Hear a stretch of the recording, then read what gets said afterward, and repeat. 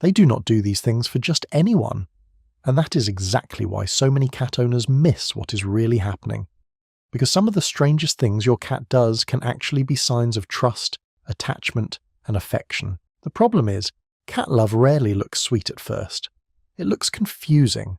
Sometimes it even looks rude.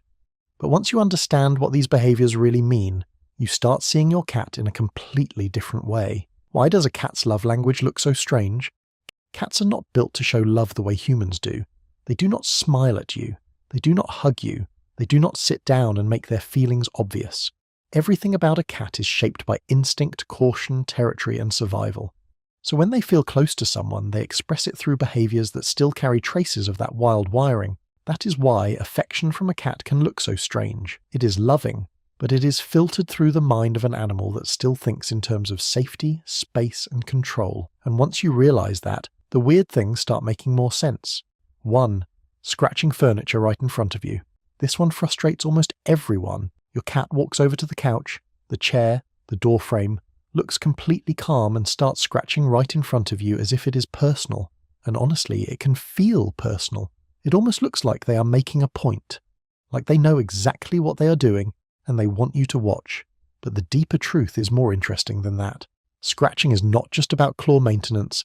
It is also about marking territory. Cats have scent glands in their paws, which means when they scratch something, they are not only leaving visible marks, they are also leaving their scent behind.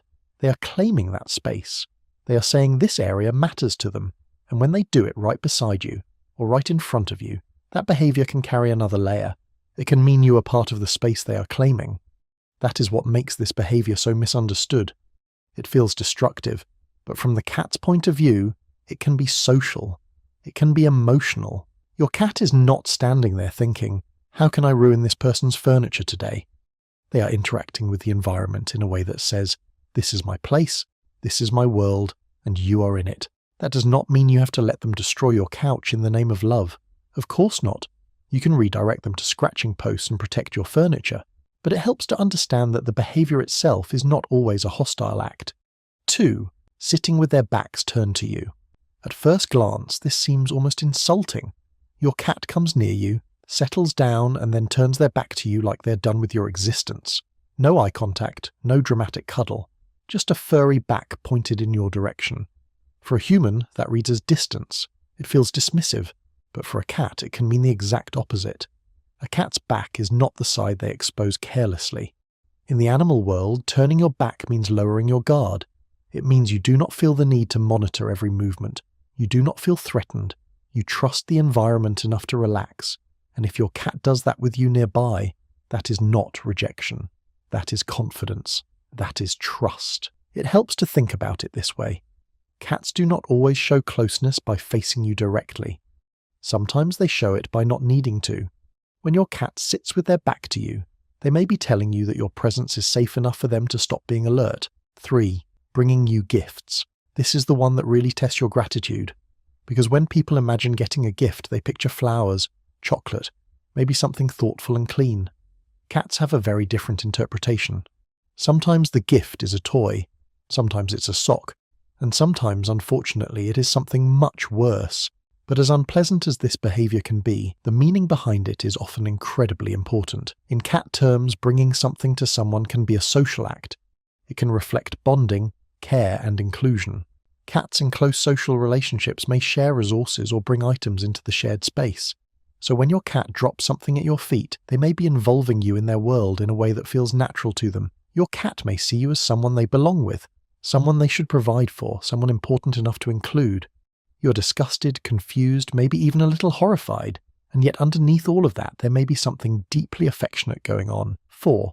Blocking your path. You're walking to the kitchen, and suddenly there is a cat in front of you.